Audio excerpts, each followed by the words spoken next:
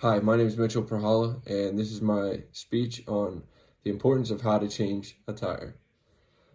Did you know that there are nearly 60% of people that do not know how to change a flat tire, according to NBC News? That is something that you can take away in life and learn a valuable lesson, but there are very few that actually possess the knowledge when it comes to changing a tire.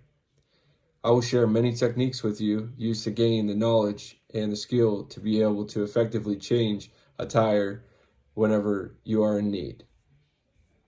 Changing a tire is a very straightforward task in perfect conditions, says Ryan P., a CR's project leader for tire testing.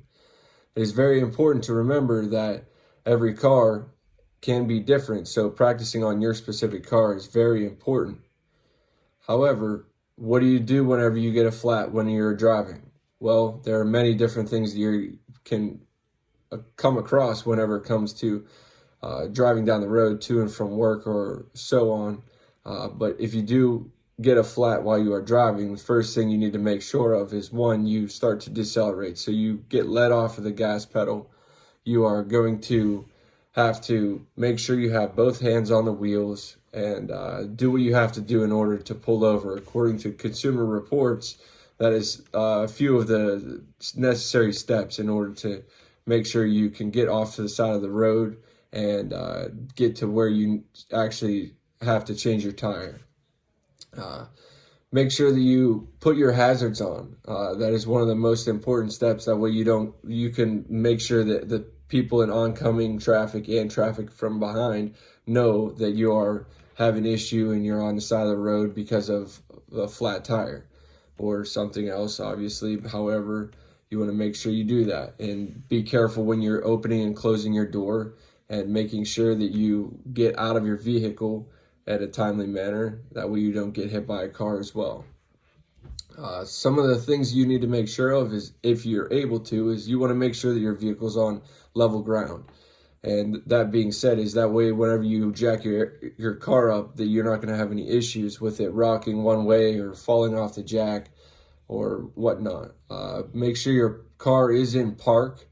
You do not want to just leave it in neutral or in gear. Just make sure it's in park and you won't have any issues with that. Get your owner's manual out. You can review it. There's information in there that has the procedures on changing a tire and letting you know where your jack is in your vehicle and how to go about using it as well. If you want to, you could always pull out your floor mat and lay it down on the ground to make it more comfortable when you're changing your tire. Or you don't have to do that. That's just a little extra step for just precautionary comfortability and whatnot. But first things first is you want to get under there. You're going to get the jack underneath the vehicle and you're going to jack your car. But prior to, you need to make sure you loosen your lug nuts. Loosen your lug nuts before you lift the vehicle off the ground, because it'll be harder to loosen them if you wait and get it up in the air and then you go to loosen them. Now your whole tire potentially will spin. So loosen your lug nuts. Don't take them off, but loosen them. And then jack your aircraft up, the car itself. And with that being said, you're going to get it off the ground.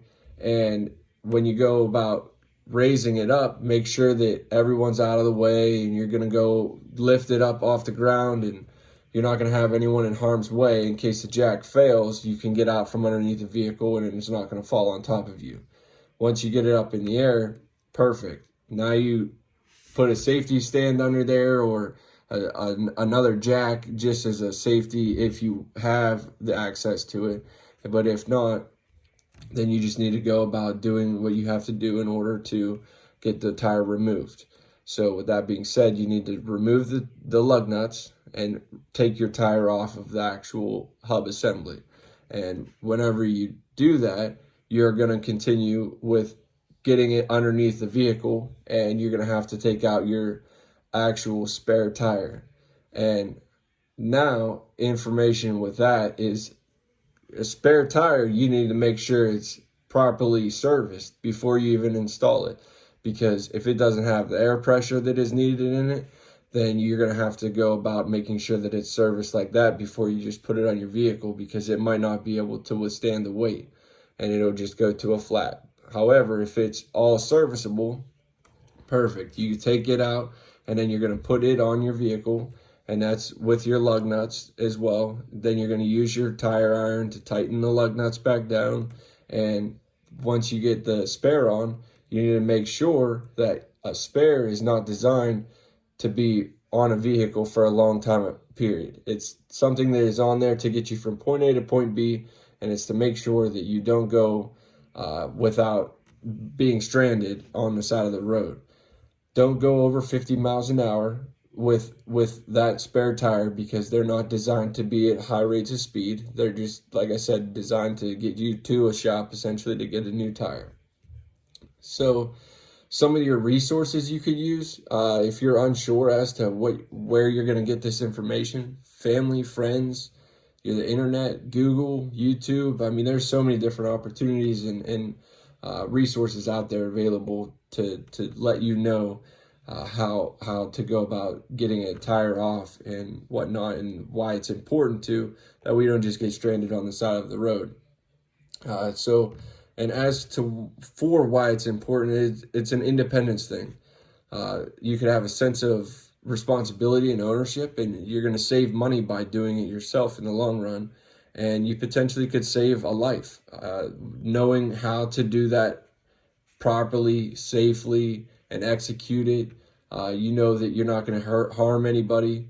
It's going to make sure that you have a peace of mind knowing that you accomplished the skill. And during my research, I found this quote from Melissa Stevenson on the importance of, as a woman, to be able to change your car tire. And the remark she said is the fact that in regards to going to a shop, part of knowing about cars is about the business and the ways of they can go about making sure that they prey on ignorance, fear, and scarce in order to hose you in. A middle-aged single mom with 2 kids is an ultimate target, because there's someone that needs to get accomplished and needs it done fast, but at the same time, she probably doesn't know how to do it. However, there's many other reasonings as to why it's important other than just a middle-aged woman, but that is just one of the reasonings as to why I would have to say it's very important that you need to know how to change a tire.